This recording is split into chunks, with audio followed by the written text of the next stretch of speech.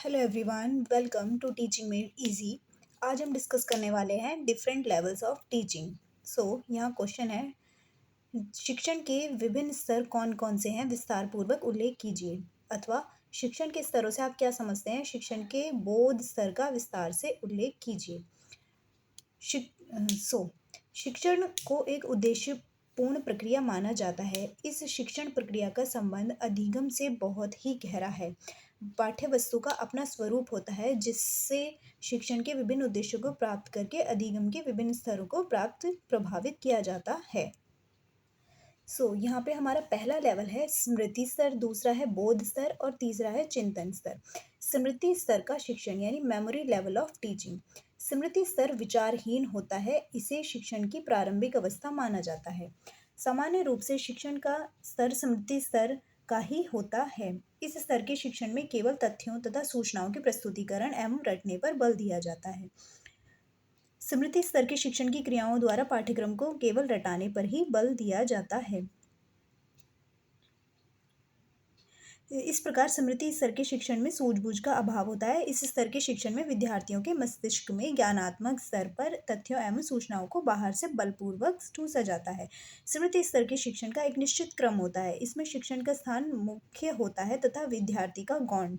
इस स्तर के शिक्षण में शिक्षक एक तानाशाह की भांति होता है, जो विद्यार्थियों को की स्वतंत्रता तथा उनकी रुचियों, क्षमताओं, रुझानों को दबाकर सूचनाएं थोपना चाहता है। इस प्रकार के शिक्षण स्तर में अध्यापक तो सक्रिय रहता है, परंतु विद्यार्थी निष्क्रिय श्रोता बना रहता है।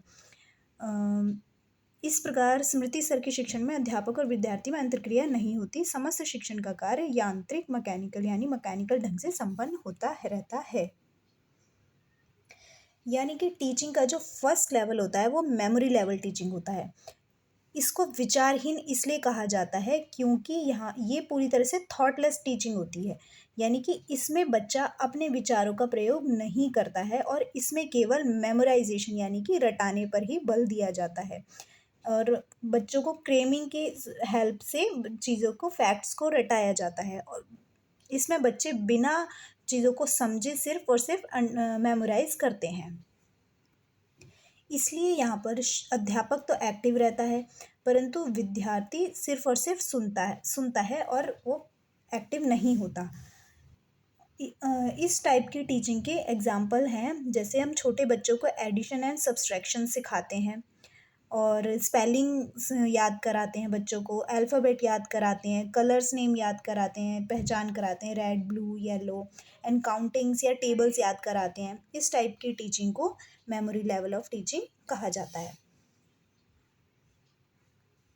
स्मृति स्तर के शिक्षण के लिए सुझाव। स्मृति स्तर के शिक्षण को प्रभावशाली बनाने के लिए निम्न के सुझाव दिए गए हैं। शिक्षक को चाहिए कि वह केवल ज्ञानात्मक उद्देश्य को प्राप्त करने का प्रयास करे। प्रस्तुत की जाने वाली पाठ्यवस्तु सार्थक होनी चाहिए। पाठ्यवस्तु को क्रमबद्ध रूप में प्रस्तुत करना चाहिए। जब विद्यार्थी थके हुए हों तो वह शिक्षण को नहीं करना चाहिए। Thank you.